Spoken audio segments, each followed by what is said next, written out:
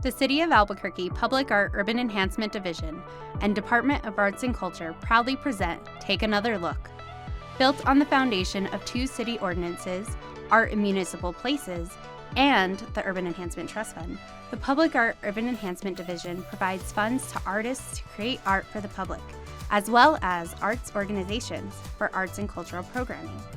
Join us as we discuss everything related to funding artists in the public realm with host Joni Palmer.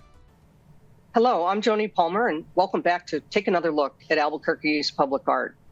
Today, I will be talking with Dr. Kym Pinder and Nani Chacon about the power and the perception of murals. So let me start by telling you a little bit about my two guests. Since 2021, Dr. Kym Pinder has served as the Stavros Niarchos Foundation Dean of the School of Art at Yale University, where she is also an alumna. Prior to returning to Connecticut, she was the provost and acting president of the Massachusetts College of Art and Design in Boston and dean and museum director at the University of New Mexico. Dr. Pinder is a scholar of representations of religion and race in America, in American art, and her books include Racing, Art History, and Painting the Gospel, Black Public Art and Religion in Chicago. Through civic and campus partnerships, she has led mural projects in Chicago, Albuquerque, and most recently, New Haven. Our other guest is Nani Chacon.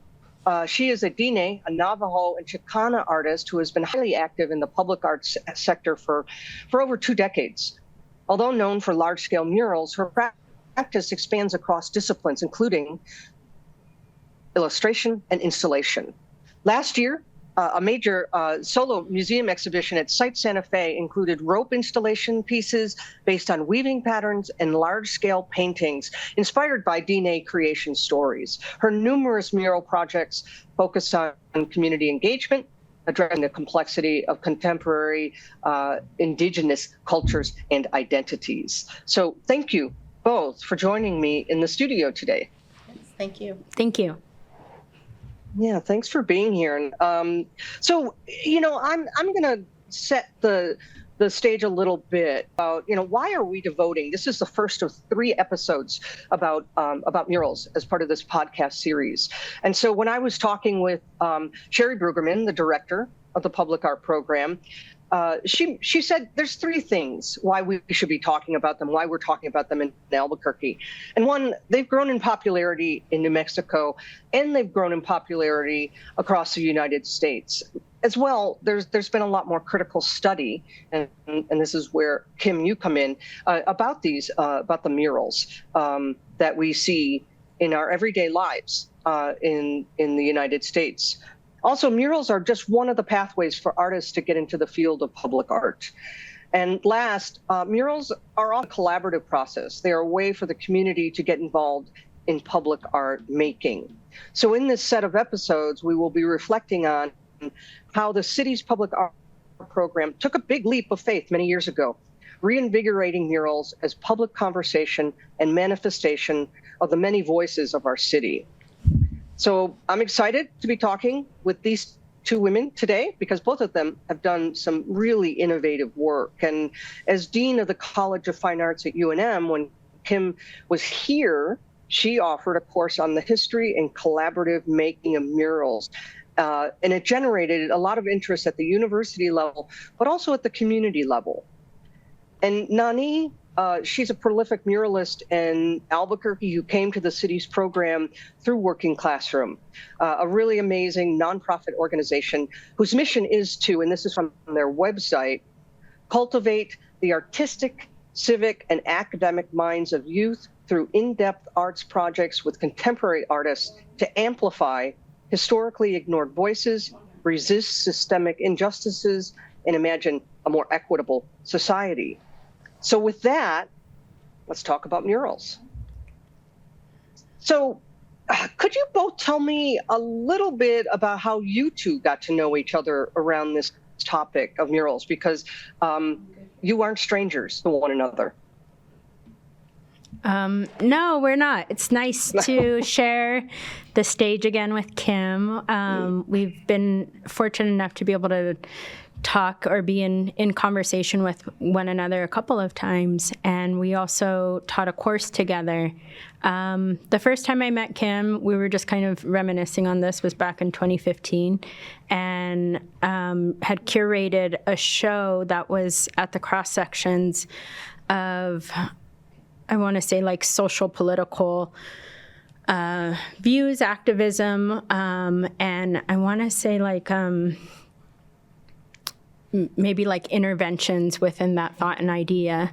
And she can probably add more to that. But yeah, that was our first kind of meeting and getting to know each other, and was largely impressed by her focus on public art.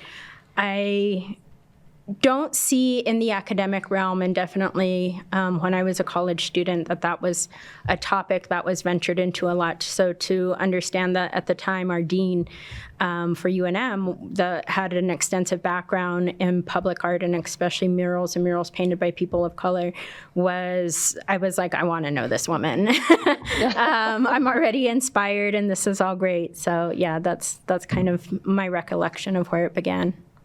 Yeah, Okay. and I just want to add to that, that it was a show called Necessary Force or the Police State that was focusing on all of the systemic reasons why we have various relationships with law enforcement. And I was impressed by Nani's mural-sized work that was addressing settler colonialism and land occupation, essentially, that I wanted it to be in the show. And we were so fortunate that it was actually in the lobby of Pope Joyce. So it was kind of like the first image that you actually saw before you walked through the doors of the gallery. So Awesome. I was blown away by her taking on that topic, and also in a large mural format, that I felt this has to be a part of really prepping people as they enter to deal with this topic by many different contemporary artists in the show. And then I had the wonderful pleasure of being able to pull her back in to UNM to do this course with me, a history of mural painting. That was the first mural course that I taught, in which it has like a parallel curriculum. It's the history, like we go through, Michelangelo, Rivera, but also simultaneously we're working on a project that is a mural that was in Albuquerque, partnering with Sherry. That was so amazing. Before I even thought about teaching this course, when I first arrived at UNM and met Sherry, who was teaching there, and she said, we have a public art office, and I know that you've done this in other cities. I would love, when you have time, to facilitate an actual mural being painted by your students in Albuquerque. And we were able to do that with Nani and Sherry. So that's the kind of dream-like partnership that I look for Yeah. when I go somewhere to not only engage students in making art, but also doing it with a civic purpose. Right. So. These are amazing convergences, right? And we're lucky to have them in our lives. Well, both of you, we're talking about murals. So let's start with a really basic question. What is a mural? How do you define, how do you, and I'm speaking directly to you, not the larger plural you, how do you define mural? Well, I'll talk about how I define it when I teach the history of mural painting. That, again, Nani was a part of that class as a wonderful partner and collaborator, and also like mentor to our students, not only in actually physically making the mural, but also talking very much about concerns and, what the life of a muralist is in terms of all the things you have to contend with, very different from just doing work in the studio, right? So for me, when I teach this course, I go all the way back to cave paintings. So many people would say that's not really a mural, but I guess for me, I define it in my class as images that are placed on a wall for a public. So that's why it goes from mural paintings to frescoes to, all the different ways in which and graffiti. I actually end with graffiti in that class. So now I'll pass it over to Nani, who creates murals and has created many, many types of works publicly. Yeah, I feel like, the basic kind of top kind of smooth over would be like a painting on a wall. But really, for me, it's more so about activating a space and activating an environment or manipulating or changing that environment. Also interjecting on a space to create conversation or to express ideas that space previously didn't hold. It then becomes a container and a way to engage the public and engage communities, engage the broader masses into conversation and realities based upon landscape.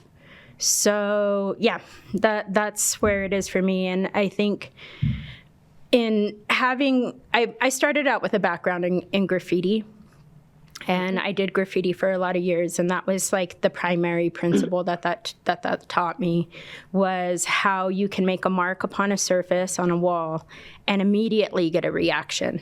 And get a reaction from a number of people that was going to be varied, and that was going to be met with approval as well as disapproval. And to me, that was just incredibly interesting, that there wasn't another type of art form, that there wasn't another way to kind of peacefully be able to interact with my environment in such a radical way. In a way that my peaceful action, my action that essentially was created solo, I'm a 5'3" woman on the street making a mark, and that it could be met with so much resistance or so much acceptance. And that was the way that I wanted to form a language. I love how these two definitions, slightly more academic, but also then this more active, right? This idea of making a mark, and that mark that you know that it's going to, there will be approval or disapproval, acceptance or resistance, and I think that's a powerful way for us to be thinking about murals. I'm wondering then, with both of these definitions, why do you think then murals have grown in popularity in New Mexico and across the U.S. with your definitions in mind? Like, I can think of a few reasons, but what do you think? What is that popularity all about? Well, I'll start in terms of just adding to that beautiful way in which Nani is describing her feeling of, the way it empowers you. Clearly we heard from an artist who does not have to rely on the acceptance of an institution to create her mark. And that relates a little bit to why I do cave paintings to graffiti, because I literally start in my class with those handprints that are so well known about the cave paintings, that those are making marks, those are signatures, those are about presence, and also about storytelling. And that this unfettered type of storytelling that is there on the street for anyone to engage with. And this idea, what Nani said, that you'll have resistance or acceptance, love, hate. And that's why, mural painting isn't for everyone, because you have to be accepting of all the unexpected audiences. And sometimes I talk in academic terms, counter publics, that that your art encounters that has nothing to do with any control that you have. And that you hear in Nani's description is a sense of freedom as well about your art making, and the generosity that I love about public artists and muralists, that they are giving this to whomever wants to take it. And they don't have to worry about gatekeeping or anything, or prices, entrance fees or anything. It's just a gift. And that I find with people like Nani, who are muralists, that they have this generosity in their spirit of art making that you don't find with every single artist. And again, it relates to that storytelling. It's a place for people to tell their stories any way they would like. And it also is a democratic area where people of color, people who are marginalized, LGBTQ, people who may not have found acceptance in other traditional art arenas can just tell their stories right on the street. Right. And the notion, especially in today's very polarized political in our society, democracy and telling stories and freedom are really important. Yes. And do you think that's part of why? And I'm thinking about popularity, and maybe this is just a really quick kind of clarifier. Popularity amongst artists who want to do this work, but also the people who are in these communities, including, as you said, those counterpublics. I mean, for me, I am kind of bringing both of those questions together. I think a great deal of agency is needed to be felt by people in urban centers or in communities. And Murals has provided that sense of agency. And I want to take it back, and think about public planning and urban enhancement and those kind of bureaucratic formats of looking at our cityscapes. And for a very, very long time, I think that there was a scope and idea to really have cities be homogenized and have them kind of work within a scope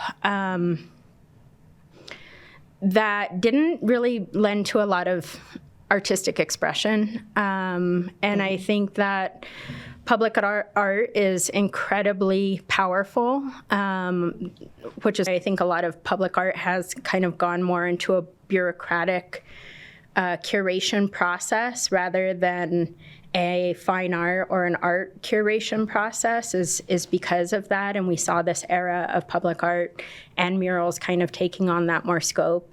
And then graffiti, I think, illuminated that people wanted to see what made sense to them. People wanted to see beauty. People wanted to see color, interjection. And there's been this trajectory that actually has a freedom around so many different facets of wall marking. It going from graffiti into street art and into, more sanctioned walls. And then at the same time, there's a political side to it, which I've always loved that Kym knows a great deal about this, is the way that communities, Black communities, Chicano communities really found their voice and a celebration of culture and their neighborhoods and who they were by creating these environments on projects, or community housing developments, to really say, no, we aren't this box and square of all of these different things that look exactly the same. We're going to beautify all of this and make it our own. And in that, there was empowerment. And I think that we are now at the point of understanding that the homogenization of our cityscapes really does a disservice to our bonding as a community, as cities, and to branch. And I think more progressive cities recognize that, right? More progressive cities recognize that public art should be in the hands of the people, that it should be recognized as art and not just a way to promote ideas of bureaucracy or even worse, corporations or something like that, which happens posterism. Also. Yeah, posterism. That really has a unique power and strength within that. So yeah, I think that's the draw. Is now we're beginning to see this long legacy of mural making and kind of the resistance of what public art was, and it's kind of on this beautiful journey of showing it a completely different side. It's also the thing about mural making is I think it's accessible. That's always a strong part and a strong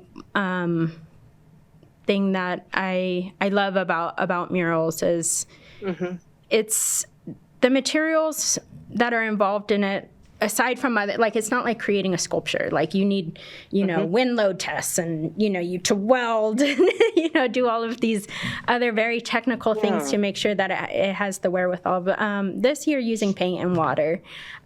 So it's very accessible means to change something and activate a space, and that space could be activated by almost anybody. By anyone who's willing to take on the labor of that. So, yeah. Right. Well, I love that you're, talking about urban planning. You're speaking my language, and also this idea of accessibility and labor for these communities that are actually sharing their stories. And so, I mean, because I'm imagining that a lot of people are listening to this podcast, their notion of murals is probably pretty limited, as I would imagine we all have, until somebody helps us expand those definitions and see the world differently. So I guess this leads to my question about some of the work that you're both doing. How have the communities perceived this work, and has that perception change through the work or the labors of the various people that are involved in that mural making? Yeah. So I want to say about 80 to 90% of the murals that I create involved a community engaged process. And that solely is designated to when I create murals. And I enjoy incorporating that part in the process. So each one of these pieces is truly unique. I look at them as inviting a chance for conversation to be injected into environment and landscape, and recognizing that question and that conversation happens in synthesis, so that it can't just be me. It's not just me, saying, hey, what do you guys think about this? It starts off with the community first. And it's an incredible learning process for me from the beginning, and really is about kind of starting there and understanding the ownership and the responsibility of place, and understanding that there's a stewardship that has to begin at the very kind of ground level of creating this work, for the community to invest the time, and for it to be, I really want to create a piece that is embraced, that is started with ideas that are already there, and not just me kind of making something and leaving it there and then, expecting people to take care of it or to understand it. So that's my process. That's the intention, and the way that I approach murals that I feel is most interesting is to approach it like a conversation, to approach it like a question that then people have to come in and answer, or that they can contemplate when they pass by it. And in that, I think that then the process is engaged throughout from beginning to end, and that the community from the very beginning has an opportunity to own this work, to contemplate this work, but also to design and facilitate the work.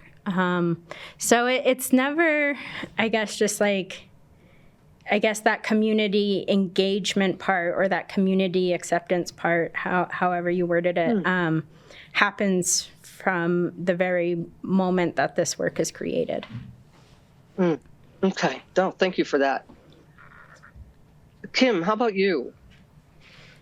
I'm just, again, kind of responding to Nani's words about stewardship. Like, I just kind of really latched on to that term that she used, and there are different ways. I mean, there are some muralists. We're sitting here with someone who is so thoughtful about what this idea of giving a piece to the public is, in that it is a relationship that you're creating. There's some muralists that just kind of fly in and put on their headphones, get up on the scaffolding, do something that's just a real blown up image that they created in their studio, and then they leave.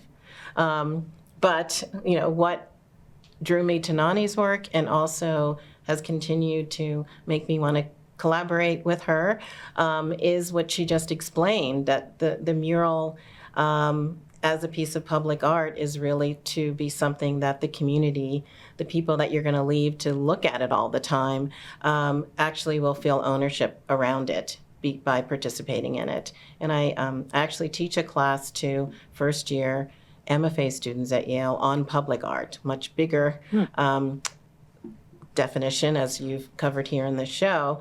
But I teach it as something that really is about understanding this as a relationship, that it's being an artist that is not just plopping down their work, but they're actually, their practice of making the work of art is creating a relationship and some kind of reciprocal relationship with the people who you're going to leave the work with.